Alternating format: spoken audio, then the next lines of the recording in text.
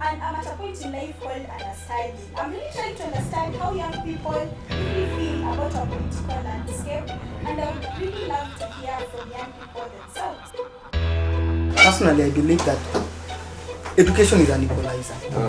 And the best way to have a good education model is to have the right government in place. Sure. For us to have the right government in place, we must make sure we participate in the elections. Youth are so outspoken, like they can actually say anything, share ideas and complain. Let me bring the issue of, before we go to 2022 election, we are coming there. When you say that we are really betraying ourselves, this is the reason why we are betraying ourselves, okay? Now one thing, let us say for instance, by the time that Newgen was being impeached, this guy had 11 grievances that he was charged of, right? And these are the reasons why this guy was impeached. And right now, this guy is coming out, trying to manipulate us, trying to form a new party that will make him successful in the 2027 general election.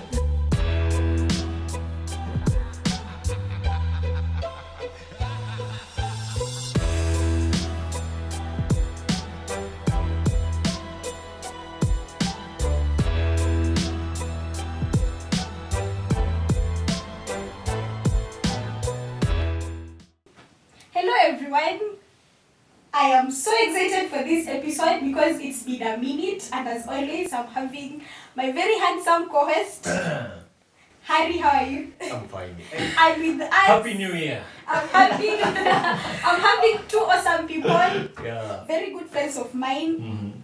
Karen. Hi Karen, how are you doing? I'm doing great. And Casper. Hi Casper. I'm okay, as you can see. Vijana ZK. Of course. Okay. And just in case you don't have a Valentine's, when DM too. As you can see, I have a very awesome team. Good. Before we help, you need to be kulia. So guys, no, not here. Don't here. I'm available. Don't here. They can look for me. My friend, najua kuna masufuria hapa, but anyway, in the meantime, my name is Harry. Welcome to Newgen Podcast, episode 3, Yeah, episode 3. It has been a minute, and today we are coming back to you to call live, so welcome back to Newgen Podcast, episode 3. Yeah, so guys, a lot is happening in this country. Yeah. I'm seeing my very good uncle Raila in Ethiopia right now. Hey, For the African Union. I have seen a very interesting shift should be in Senate. I'm seeing Mohammed Junet very excited somewhere there. I also saw it. And honestly, a lot is happening in our political landscape. And I'm at a point in life called understanding. I'm really trying to understand how young people really feel about our political landscape. And I would really love to hear from young people themselves. And that is the exact reason why these two are here. So Karen, how are you? I'm doing great. As I can see, you're doing glowing. Nakwambia lakini umesalimia Karen sana. Karen ni nini? No, we are friends, by the way. This salamu. Is there any harm? A friend reaching a friend? Wait, Come on. Corona period. Social distance. Casper, how are you? I'm fine. I'm okay. It's amazing to see you guys, especially alive and kicking. A lot of abductions have been said to be happening in the past few days, and seeing young people alive is so amazing. How do you feel being an adult at this point in life? Karen, how do you feel being an adult? I think being an adult at this point in life is so hectic. It is so hectic. First of all, it's because it is putting us in a lot of emotional roller coaster. That is you, bana. No! Yes, I'm talking about... Yeah, we're talking about me here. Okay. Yeah. Don't use me. But the light It is is so putting soft. me in an emotional roller coaster. Growing up is not easy. Yeah, so I'm just so confused, but again so positive about life. Very nice. Yeah. And that is beautiful. And the fact that you've added, you are confused but very positive, and that's the spirit, guys. But then, guys, they don't go positive. No. What is confusing you? No. What is confusing you? Colleagues, money will come. Casper. You know, Harry, Yeah. I really like how your last statement. He's confused, but he's hopeful. She's positive. Personally, I'm really excited to be an adult right now. Yeah. It's really exciting. Why? You can see my colleagues being abducted. Why do you think they're being abducted? It's because the youths have realized that they can impact the political landscape of this nation. Colleagues. Yeah, colleagues. My colleagues are here. My colleague, my friend. Now that we've taken arms, the government is scared. So we must be excited. It's a new time. It means a revolution is brewing. Yeah. I can add on something. I also like the fact that you are growing up in an adulthood where every youth is outspoken. Yeah. Youth are so outspoken, like they can actually say anything, share ideas and complain. Through AI. Youth can only share ideas through AI. Now they can also do strikes. You didn't see us in the streets.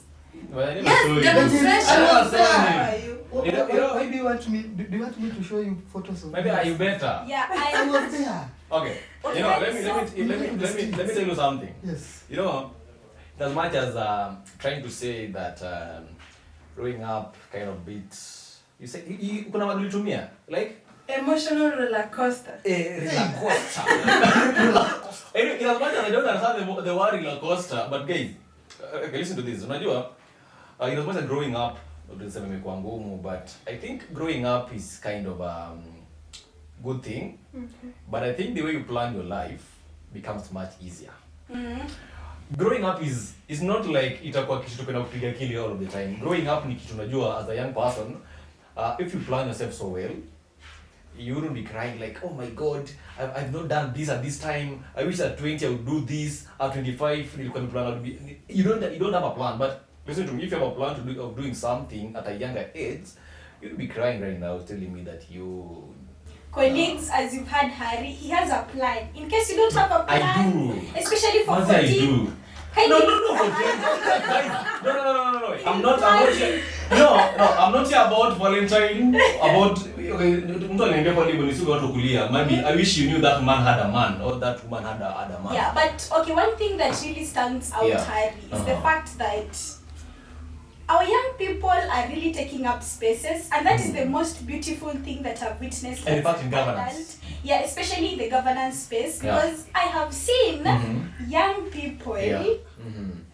highlighting very key issues in government that the millennials and other generations They never would did. not really point out. Yeah. So these are very interesting times in our country. My only hope would be that, okay, even as young people have all the energy, I'm hoping that we'll also, guys, don't strain me, but Just bring it out. Just bring it out.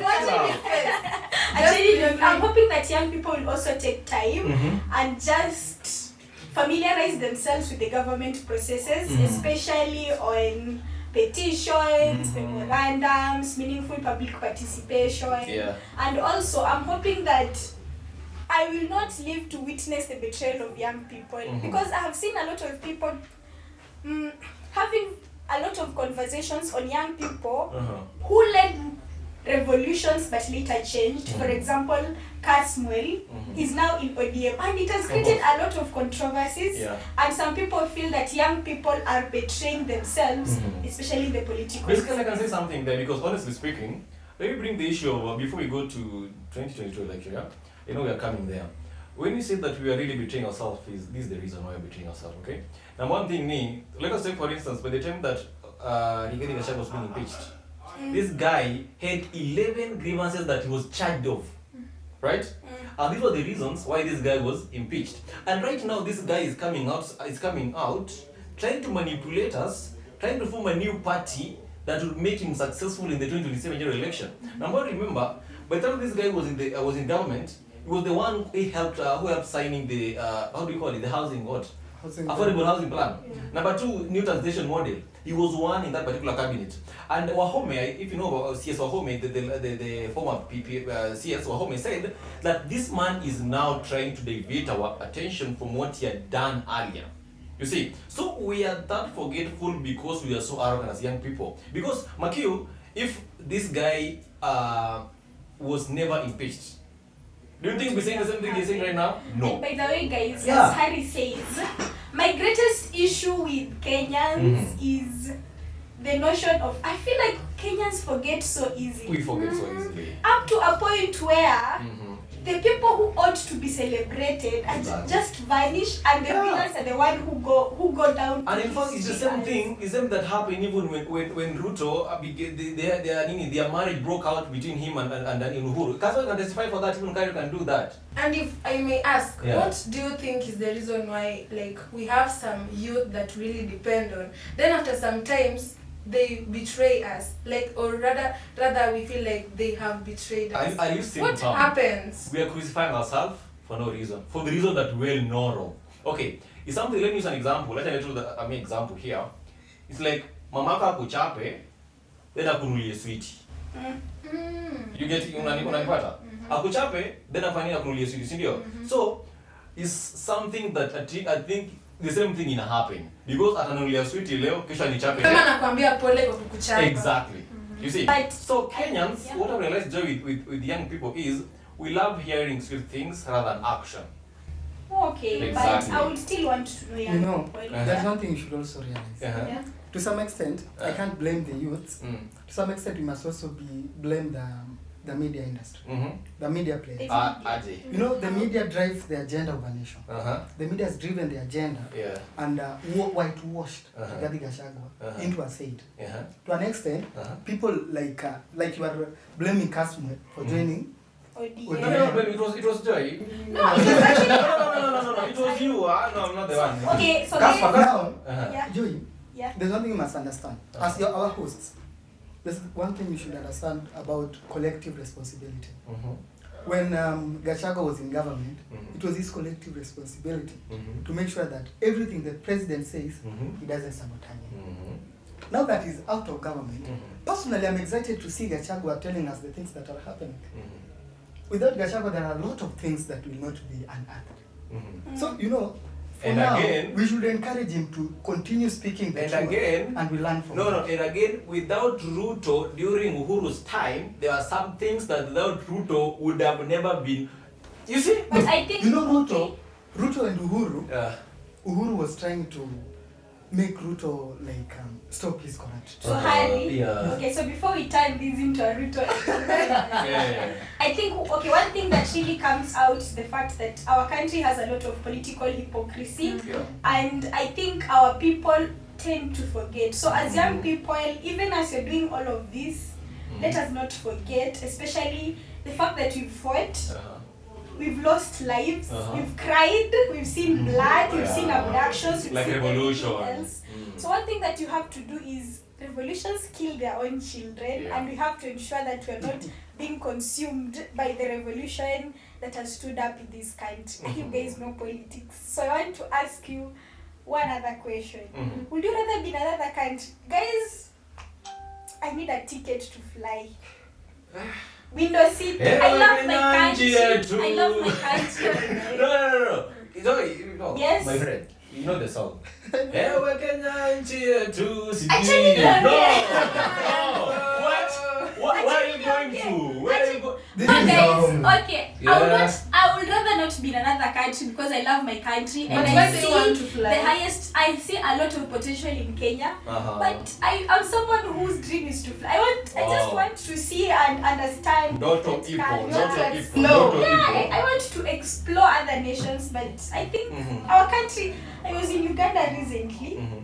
And Kenya has made a lot of strides, especially in infrastructural development. We have better roads, we have a better economy. In fact, if I go to Uganda right now, Economy. yeah, okay, I do understand that our economy is not where it is supposed to be, right? But it is quite evident Have you seen the 2026, the 2025-26 finance bill budget?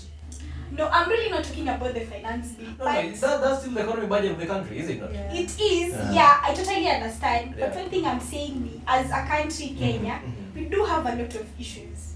We do have an issue with SHA, we do have an issue with our education system, but it is quite evident that Kenya as a country is far ahead of other countries, and we have made, in fact, in Kenya we have a lot of. Why are you welling up and you are blaming Ruto then? I'm not really blaming Ruto. Oh, the others. I'm not even blaming anyone. What I'm doing is I'm asking you guys a question. Would you rather be in another country? Yes. I think I'm so in love with Kenya, but I would like to fly because I think there are more opportunities abroad than Kenya. Yes. That is the reason why. But I really love Kenya. I really want to maybe go abroad and come back and find ways to develop Kenya. Wow. Yeah. I actually want to mention on one thing that Karen has said. Anytime I meet a young person who says that there are opportunities out here, I look at them and I look at Kenya and I see a lot of potential in our Kenyan market, especially when it comes to labor. Okay, we can take an example in the fashion industry. The productivity in the fashion industry in Kenya right now is at 75%, but in countries like Vietnam, it is at 95%. And this shows that there is a very huge gap to be bridged between skills and young people, because you can actually find an engineering graduate from Kenya who has a second upper, na ataingia kwa field ya engineering na vitu zinampata off guard. So I feel like as a country, in case we are to host more young people in here, because our average age is actually at 19 years, we really have to reskill our people. I don't know. This man is intellect. He told me that anataka kwenda the continent ingine si I actually have a few years here, but there's one thing you must understand. We have a very beautiful country. The most beautiful country in Africa, according to me. A very beautiful country, endless potential. And baby come to Kenya. Yes. Yeah, you should. Now, we have another problem. Which one? From history, we've learned that there is no way you will try to completely dissociate from your colonial masters. Completely dissociate from your colonial master and not progress. We've refused to dissociate from our colonial masters. So if we were to dissociate from our colonial masters and do our own things as Kenyans, the Kenyan way, we will progress a lot. But how will we do this? They say that the best way to conquer an enemy is to learn his moves, to learn his tactics. Go abroad. Like personally, I love the American model of governance and everything. They have institutions. You can remember in the last election, between Biden and Trump. Trump was the incumbent president, but Biden was able to replace him as the president. He refused to concede defeat, but still the institutions that were so strong in America ensured that the country didn't burn. He didn't cling to power because of the institutions they have. For us to make our institutions better, we have to go and learn there.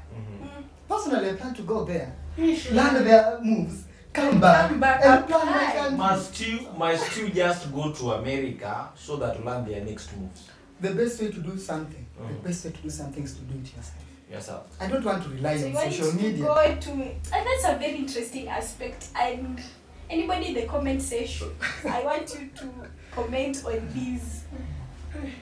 Okay, what is the main reason why a lot of people want to fly? I think it's because of joblessness, right? Okay, I think I can testify something there, Karen. Yes. Speaking of flying outside, I was trying to do my tally. My data analysis about employment jobs, whereby we found that almost 64% of young people have no jobs. And honestly speaking, it's not because there are no jobs in Kenya. Your mother is taking you to school. You don't want to go to school. You remain at school. No, you don't even comment there. I see you are trying to comment. Just wait a minute. You don't have a skill. Like you have nothing. Then what remains is you want to blame the government for you not be given a job. How would the government come to you? Even in fact your president even said so. Why would they come to you and ask you like, because you class 8, let me give you this. Because you're in tertiary, let me give you that. Because you're in PhD, let me give, and because you have nothing, let me give you this. Why do we have education?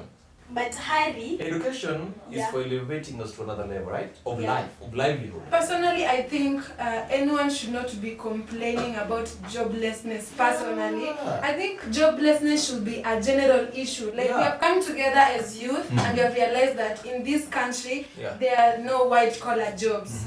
Yeah, so I think the issue of joblessness should be actually personal. You should think of. I really wish to comment on joblessness. Yeah. So currently, 6.81% of young people below 30 years are unemployed. Exactly. We spend more than 18 years in a system of education that is purely theoretical, and people expecting you to learn things like analytic chemistry that does not really apply on the field. Yeah. I do know that all of us are being told to create jobs for our own, but we still have to understand the entrepreneurship space in Kenya. Right now, I have a startup. I'm making beadwork. Getting a license in Kenya for a startup is a whole process. With the economic dynamics in Africa right now, in case you have invested 2 million, you only have a 2% chance of making 50,000 a year from your startup. So it is unfair to tell an African who does not have any bootstrap, any boots to lift themselves with their bootstraps. I think that's a very common quote from Martin Luther King, and this really shows how our government is. I think it is just time that we become very intentional with structuring our educational system, providing real opportunities for Africans, because it is now time that we shift from a narrative of the example of this young people showing Botswana. Is it Botswana? This soldier guy. Is it Botswana? Mali, actually. Is it Mali really? I don't know, but I think if you know this guy said that opportunities should be within their country. Yeah. No need to take your people outside to go sell their skills instead of making it useful in what? In your own land. Yeah, but I think we can all agree that opportunities are in Kenya, yes, but it takes political goodwill and high intentionality to ensure that this is, because it is very unfair for me to walk into a room and somebody is saying that young people should create jobs for their own, yet they are very aware of the entrepreneurship market, and young people should invent, and yet they know that we have no share in the artificial intelligence market. There is an organization, I'm just forgetting the name, that is in Kenya right now, that when a young person that is trying to venture into entrepreneurship, when you do your application and saying that, now let me use you as an example, okay? You say that you want to start up your beadwork so that it may become a big organization, right? So these people say, if you do your application in this particular organization, I think I'll bring the name in the comment section maybe. I want to say, you do your application, they verify you, they give a startup capital. Because they know that you are valuable, your entrepreneurship idea is so valuable that can elevate other people in that particular organization of yours, you see. So I think the government has already made a stand to make sure that these upcoming entrepreneurs, we give them space, we give them money, so that they can do what? I think they can elevate themselves. Yeah, and that is why I'm insisting on the fact that political goodwill is very necessary to help our young people in Kenya. Because I think this is a whole discussion that will lead to something else. Yeah. But as always, you can always comment on the comment section. Yeah, on the job landscape in Kenya, because I find it totally unfair. But this na kazi nipe. Yes. You're still a student. Thank you. Thank you for that correction. Joy, kaa hapa. Sheila, money will come. Money will come. You told us money will come. I'm hardworking. Anyway. Yeah. Anyways, guys, have you guys ever voted? Anyone of you who has ever voted? My children. Okay, so I have one question. I'm not children. Why would you force that? I just said I'm children. I'm not telling you. I'm telling them. Don't no, that's wrong. How does it mean to you have nini children? Don't nini me, please. I'm children. So Okay, personally, in 2022, I didn't have an identification card then. Just say you never I got my identification card, I guess, later in 2022, so I didn't vote. Yeah, you never. But I'm actually planning to vote because, manze, this is just our time to change the narrative. Wow. Manze, by the way, if you're any young person out here, 2027, show up and vote. Mimi, na mnivotie 2047, takuwa nasimama. Wow. So, mimi I'm planning Love my to vote. vote. Nataka kuwa president. Oh, siwezi. You can do everything. Joy, you can be Yes. our first female. Yeah, I want to be, so I will definitely vote. What about you? I didn't vote in 2022 because I was still under 18. What? Yeah, but now I'm a grown up and I'm planning to vote because I know that my vote counts. And I'm actually looking forward to voting because I would really like to vote according to the leader that I really know he will or she will deliver. I don't want to vote because he's my tribe mate. I don't want to vote because I know him or her. I don't want to vote because he gives me money. I want to vote because he People don't change. incredible. They will People change the don't change. country. Yes. Okay. Yeah. Now, Uh-huh. in 2022, Yeah. I can say I have very few regrets. Eh. But my greatest regret Yeah. in life, politically, Yeah. was the year 2022. Kwani how many times have What's you your voted? story? I was, Tell us no, the story.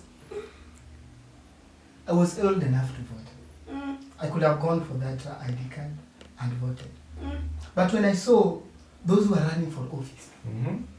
it was His Excellency, the current President, William Ruto, Very nice. the biggest corruption architect in the country. Ah, no. How do you know he's corrupt, boy? He is! That boy is innocent. There are facts. There are facts to attest to that. Mm-hmm. That's why his boss, the president, didn't want him. Words have ears. Okay. So, no. Although I don't, What I'm are unapologetic about that. What's It's the the reason? worst, it's the most. JK, what's already in 2022 general election? And I actually want to comment on corruption. So currently, okay, Transparency International has done a study recently, Mm-hmm. and okay, we are scoring 32 points, and we are number 100 and something, Uh-huh. and the least corrupt country is actually Rwanda. It has 57 points. Mm-hmm. So Transparency International actually shows that we are Very, far away from 50. Mm-hmm. That shows that the corruption rate in this country is really mounting. Mm-hmm. Na kuna mtu aliniambia ati how young people are just fighting against corruption, lakini wakishafika huko juu they'll be the most corrupt. Do you guys agree? I do agree. I don't. Let me tell you, Joy. It After we finish, Casper, what's your regrets? But I didn't even finish. Yeah. It's interesting. Mm-hmm. The reason why I didn't vote, Uh-huh. everyone who was in that lineup for the presidency Yeah. was undeserving of my vote. Your vote. Undeserving. Who do you think deserve? Just tell us two reasons why you Personally, didn't vote. Yeah. I could not vote for them because I expected. Let me tell you who are there. We had William Ruto, Ruto, Raila Odinga. we had Jim, we had Wajakoya. Jimmy, we had Wajakoya. We're just talking Then about we I'm had- talking And of the top priest. politicians. In every race, there are horses and donkeys. I'm talking of the horses. So you are I'm talking of the horses. It was Sisemi between Mindy. Rahila Odinga Yeah. and William Ruto. And The Wajakoya. worst people in the country. I'll give you Personally, that. the worst people who have destroyed our country. That is So, what I who do you believe. think were the None. You perfect? said it's none because there was none. No, other than the other two. So by then I could not vote. But in the next general election, I'll definitely vote if I live in the country. Okay. Actually, there are diaspora votes. Mm-hmm. I'll vote wherever I will be. Okay, fine. Tell us about corruption now. In the next election, we are going to have Uh-huh. someone like Uh-huh. Okiya Mtata. Okay. He announced his bid. He said he will be running for office. Okay. I think time is almost out. Okay. So let me comment on this corruption thing. Then Joy, see how we wrap this thing up. Huh? Speaking of corruption in Kipwenye, evidence is there. If it is from provincial, constituency, county, Schools. sub-county, schools, we have corruption. Because basically, let me start with this simple thing. When books were being distributed for this particular educational system of CBC, yeah, why would the government release the books after mzazi ameshanunua vitabu, yeah, after mzazi amenunua vitabu, then they are releasing the books kama umefungua shule. Sisi BC peke yake hadi tukiwa high school. So you see, this thing ni kitu. So what's the need? What is the need? What's the need? What's the need? Number 2, we speak of having a balanced country that favors all gender. Then again, we see people, you comment something, you are charged because of what you comment about the government. We are not neutral. Like the devolution that you had in 2010 is never evident in today's government. That's the truth. So I think corruption is bado iko, but honestly speaking, if you ask me how can you solve it, I don't know. I don't know. How do we solve corruption? And that is how we are ending our set with a very important question. How can we solve corruption? Otherwise, as I finish, our young people, it is just our moment because we have seen great changes, especially the political landscape. And in case our narrative will not shift now, then it will never shift. A lot of things are happening in the country. We are seeing Raila, we are seeing a lot of discussions are going on in the country. As young people, it is our responsibility to sit down, analyze and see whatever we can run away with. Our elections are coming very soon in 2027. It is our responsibility to vote and make our country work for us. My last thought to this particular audience. First of all, I'd like to say that I'm very excited and happy to be in this podcast. I really appreciate. Hey, Casper. First, thank you for giving me the opportunity to be here. But to the young people out, we must make sure we participate in the elections. Don't do the same thing I did in the past. Make sure you vote. Make sure you register and get that voter's card and vote for the president you think is the best for this country. Okay guys, thanks for watching the episode 3 Newgen Podcast. So until next time. So anyway guys, so I want you to make sure that you comment pale hivo kwa comment section, you like, you subscribe. Kama you subscribe to Newgen Podcast, make sure you click the link, you subscribe and wait for the notification. Bingo! See you until next time.